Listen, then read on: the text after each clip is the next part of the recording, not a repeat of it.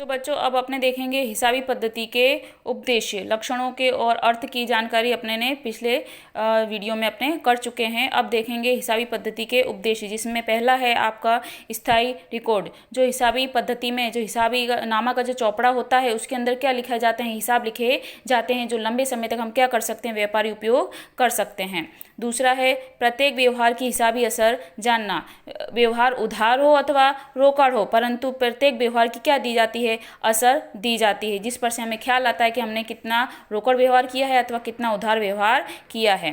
तीसरा है प्रभावशाली तथ्यों को जानना। अगर हमें धंधे में लाभ हुआ है तो किन कारणों से लाभ हुआ है, कितना लाभ हुआ है, और अगर हमें धंधे में हानि हुई है तो किन कारणों से हानि हुई है और कितनी हानि हुई है, इसकी जानकारी भी हमें हिसाबी चौपड़े पर से प्राप्त होती है। आगे है कर दायित्व निर्धारित करना। वर्ष के अंत में हमें कितना लाभ हुआ है, लाभ का कितना प्रतिशत हमें सरकार को टैक्स के रूप में अथवा कर के रूप में चुकाना है, इसकी भी क्या की जाती है, गिनती की जाती है।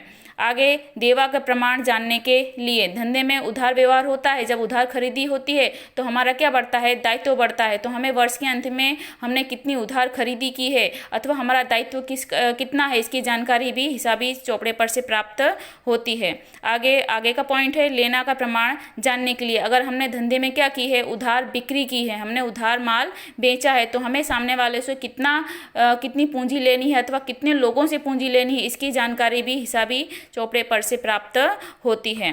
सातवां पॉइंट है धंधे की नफाकारकता का मापन, कि वही चीज़ फिर से आती है कि धंधे में कितना लाभ हुआ है, किन कारणों से लाभ हुआ है, और अधिक लाभ किस तरह से बढ़ाना है, इसकी जानकारी भी हमें किस पर से मिलती है, हिसाबी पद्धति पर से मिलती है। और अगर हानि हुई है तो कितनी हानि हुई है, किन कारणों से हानि हुई है, उन कारणों को हमें दूर करने के क्या मिलते हैं, उपाय भी इस पर से प्राप्त होते हैं। आगे आठवां पॉइंट है धंधे की आर्थिक स्थिति जानना, कि वर्ष में के अंत में व्यापारी को क्या प्राप्त होती है, कि हमारे धंधे की आर्थिक स्थिति कैसी है, लाभ कितना हुआ है अथवा हानि कितनी हुई है, पिछले वर्ष हमें कितना लाभ हुआ था अथवा कितनी हानि हुई थी, और इस वर्ष हमें कितना लाभ हुआ है, कितनी हानि हुई है, इसकी जानकारी भी हमें हिसाबी पद्धति पर से प्राप्त होती है। और लास्ट पॉइंट है भूल और छल कपट खोजना और रोकना। अगर कोई व्यक्ति द्वारा हिसाबी पद्धति में क्या की जाती है, गड़बड़ की जाती है अथवा भूल की जाती है, तो इसकी भी जानकारी हमें हिसाबी पद्धति के चौपड़े पर से आसानी से प्राप्त हो सकती है। परंतु कब, जब हमने हिसाब लेखित में रखे हों, तब सही ढंग से हमने व्यवहारों की असर दी हो, तब हमें आसानी से भूल के बारे में हम जानकारी प्राप्त कर सकते हैं, उन्हें दूर कर सकते हैं। अब देखेंगे हिसाबी पद्धति के लाभ, कि भाई हिसाबी पद्धति रखने से, हिसाब लिखने से क्या लाभ होते हैं। तो इसमें पहला हिसाबी जानकारी की प्राप्ति, कि हमने कितना उधार व्यवहार किया है अथवा कितना नगद व्यवहार किया है, कितनी खरीदी की है, कितनी बिक्री की है, इसकी जानकारी हमें आसानी से प्राप्त होती है। दूसरा पॉइंट है नफाकारकता जानना, कितना लाभ हुआ है वर्ष के अंत में अथवा महीने के में, और कितनी हानि हुई, इसकी जानकारी भी हमें आसानी से प्राप्त होती है। वित्तीय स्थिति जानना, वर्तमान समय में हमारे धंधे की आर्थिक स्थिति कैसी है, कितना हमने पूंजी निवेश किया है, कितना हमने व्यवहार किया है, इसकी जानकारी भी आसानी से प्राप्त हो सकती है। आगे चौथा पॉइंट है कर आयोजन, हमें सरकार को कितना टैक्स चुकाना है, हमने कितना टैक्स चुकाया है, इसकी जानकारी भी हमें हिसाबी पद्धति पर से ख्याल आती है।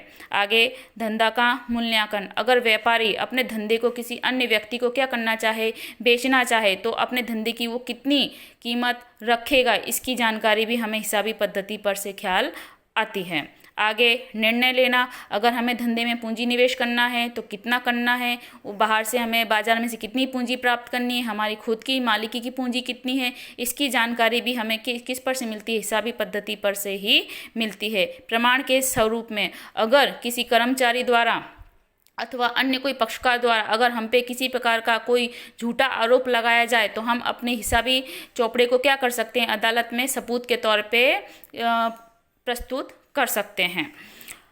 आठवां पॉइंट भूतकाल की कार्रवाई से तुलना, कि हमने भूतकाल में हमारे धंधे की आर्थिक स्थिति कैसी थी, कितना हमारा लाभ था, कितनी हमारी हानि थी, और वर्तमान समय में हमारे धंधे का कितना लाभ है अथवा कितनी हानि हुई, उसकी तुलना भी आसानी से क्या कर सकते हैं, हम आसानी से कर सकते हैं। आगे है नैतिक निर्णय। नैतिक निर्णय अर्थात के